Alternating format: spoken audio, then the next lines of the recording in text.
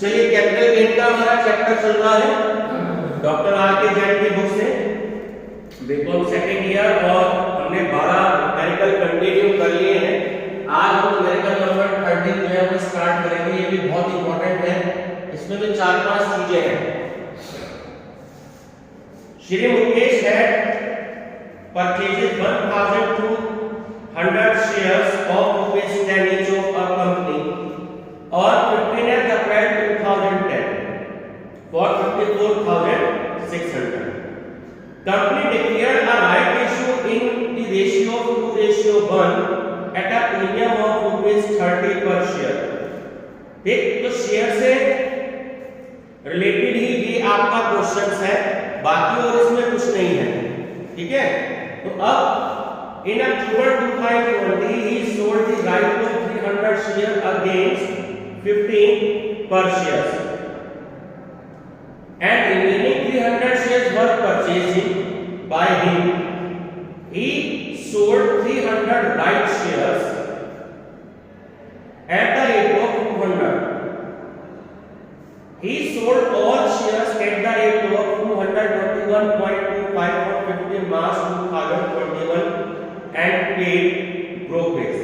तो ये इन्होंने आपको सारी चीजें दे दी है शेयर से रिलेटेड। ठीक है, कुछ इसमें लॉन्ग टर्म कैपिटल गेन है और कुछ इसमें शॉर्ट टर्म कैपिटल गेन है। तो जो आपको डेट दी है उस डेट के अकॉर्डिंग हम कैलकुलेट करेंगे। तो नंबर फर्स्ट हम अगर कैलकुलेट करते हैं तो उसमें हमारा long term capital gain calculate होगा। इसमें आपको देखो जो ओरिजिनल दे रखे हैं शेयर्स वो 1200 दे रखे हैं, मिल गए। फर्स्ट लाइन में yes sir, sale price of 1200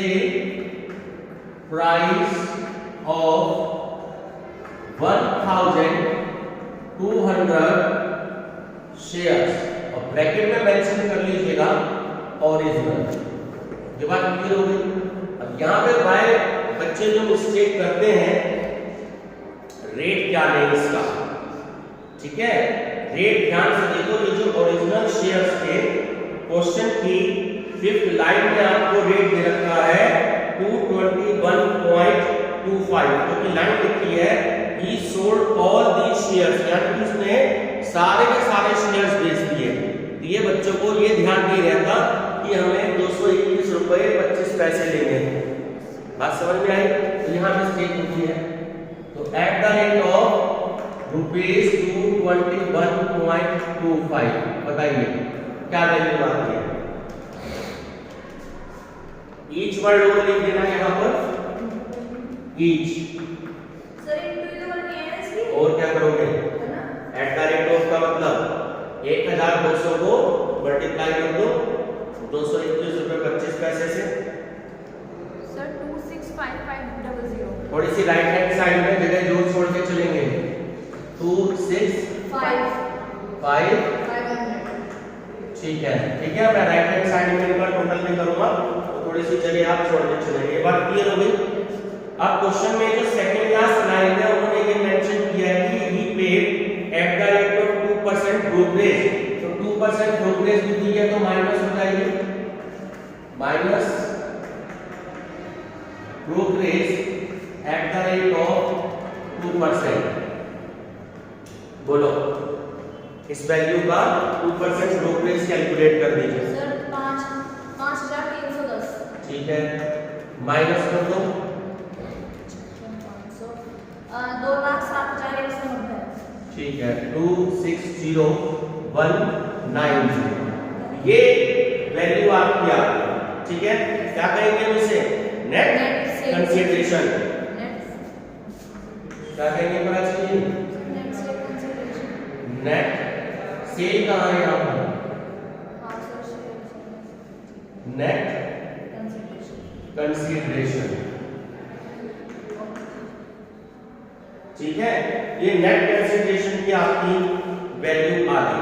यहां तक क्लियर है? अब ये देखना है कि ये जो शेयर्स थे उन्होंने कब खरीदे थे। देखो सेकंड लाइन में दे रखते हैं कि 54,600 पे परचेज किए थे, दिया है क्वेश्चन में।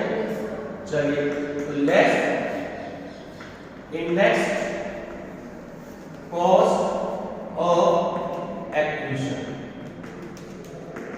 तो ये जो 54,600 रुपए की वैल्यू है 301 से मल्टीप्लाई करेंगे, और 2010 का देखो कॉस्ट ऑफ इंडेक्स की क्या वैल्यू है, 167।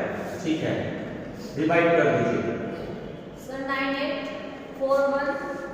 9841 माइनस कर दो इसमें से, ये वैल्यू आपकी आ जाएगी लॉन्ग टर्म कैपिटल गेन 161779।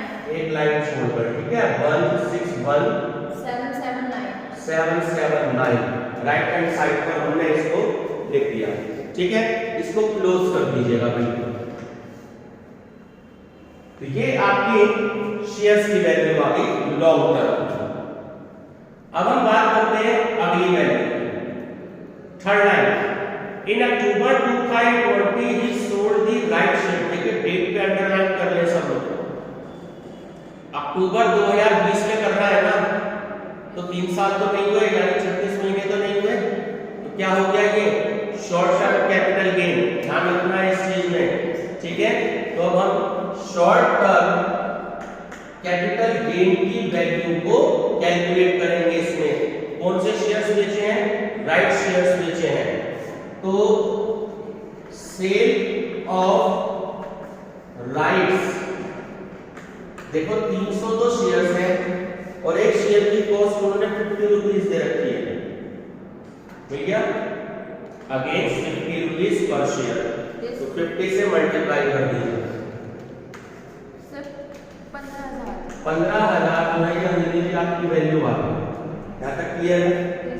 अब ब्रोकरेज तो क्योंकि उन्होंने सारे शेयर्स में दी है, तो ब्रोकरेज भी इसके माइनस हो गई आपकी, less brokerage eight the rate of 2%, यानी 15 to the 30, 300 रुपए माइनस कर दीजिए, तो 14,700 रुपए की आपकी वैल्यू आ गई। ठीक है, नेट कंसीडरेशन लिख लीजिएगा, आपको बार बार बताने की जरूरत नहीं है, पता है आपको, ये आपकी वैल्यू आ गई नेट कंसीडरेशन। यहां तक क्लियर है? चलिए अब आगे देखते हैं। अब कॉस्ट ऑफ एक्विजिशन इसकी कैलकुलेट तो हो नहीं सकती क्योंकि ये 2020 की है। ठीक है, तो आपको क्या करना है, नील करके इसको छोड़ देंगे आप, less index cost of acquisition, nil करके छोड़ दीजिए। ठीक है, आउटर कॉलम में एक लाइन छोड़ के लिख दीजिएगा 14700, लाइन को क्लोज कर दीजिए। इसका इससे मतलब नहीं है, ये बात ध्यान रखना, बल्कि डबल लाइन क्लोज की जाती है, डबल लाइन कर दीजिएगा। ये आपकी जो वैल्यू आ गई, ये आ गई शॉर्ट टर्म कैपिटल गेन। ठीक है, शॉर्ट टर्म कैपिटल गेन हो गया यहां तक।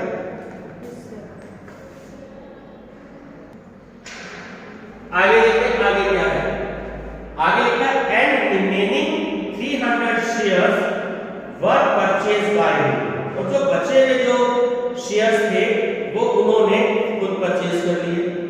ठीक है, ये कौन से शेयर्स हो गए, आगे दिया हुआ है ही sold 300 right shares at the rate of ₹200। तो हम बात कर रहे हैं प्राचीन किसकी, राइट शेयर्स की, राइट शेयर्स कितने थे, 300 रुपए, तो सेल कंसीडरेशन आपकी वैल्यू हो गई, सेल कंसीडरेशन, तो 300 तो आपके शेयर्स है और 200 रुपए रेट है आपका। ठीक है, मल्टीप्लाई कर देते हैं 60,000 जो है ये आपकी वैल्यू आ गई। यहाँ तक क्लियर है? फिर ब्रोकरेज माइनस करेंगे, less brokerage eight the rate of 2%, तो 6 to the 12, तो 48,800 रुपये, सॉरी 58,800, ठीक है।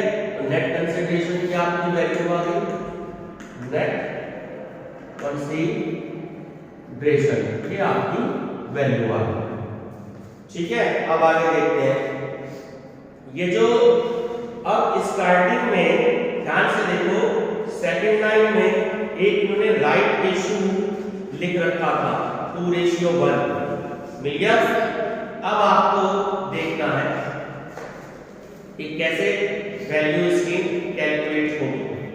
Less cost of acquisition, less index, बल्कि इंडेक्स वर्ड नहीं आएगा, सीधा लिखिएगा cost of acquisition, cost of acquisition. कितने शेयर्स हैं? 300 शेयर्स है ना, यस सर।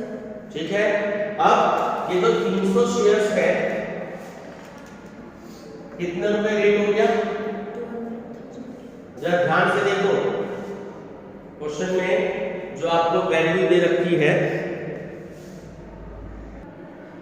तो ये एक तो ये हो गया 10 रुपए जो आपको दे रखे हैं eight the rate of ₹50, plus इसी में आपको प्लस करना है क्योंकि प्रीमियम भी दे रखा है, प्रीमियम ऑफ ₹30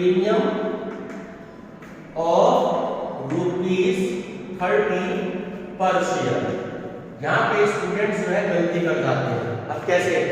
देखो जो 300 शेयर है, जब 10 में मल्टीप्लाई करें तो वैल्यू कितनी आ गई?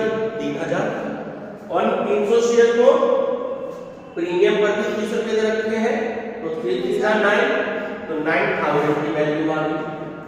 अब टोटल वैल्यू कितनी आ गई? 12,000। बस ये मिस्टेक होती है एग्जाम में, इसमें आपको थोड़ा सा क्वेश्चन को अच्छे से देख के जाइएगा। चलिए मुझे माइनस करके बताएं कि क्या वैल्यू आ रही है। सर 46,800, 46,800, तो क्या होगी ये? शॉर्ट टर्म कैपिटल गेन, ध्यान रखना। अब क्वेश्चन में एक तो तुम्हारे पास में लॉन्ग टर्म कैपिटल गेन है, देख लो उसका आंसर चेक कर लो कि कितना आया। पहले का तो ठीक है, अब दूसरे का टोटल बता दो, 2 के जो आए थे, पिछले वाले का कितना था? सर सही आ रहा है 61,500। कितना आ रहा है? 61,500। 61,500 सही आ रहा है ना आंसर? ये हो गया तुम्हारा शॉर्ट टर्म कैपिटल गेन, बल्कि taxable short term capital gain. आपके ये 2 आंसर है इस क्वेश्चन में। तो कभी कभी ऐसा भी क्वेश्चन आ जाता है कि उसमें लॉन्ग टर्म कैपिटल गेन भी आपको कैलकुलेट करना होगा और शॉर्ट टर्म कैपिटल गेन भी आपको कैलकुलेट करना होगा, ठीक है। बहुत अच्छा क्वेश्चन है, प्रैक्टिस कर लीजिएगा।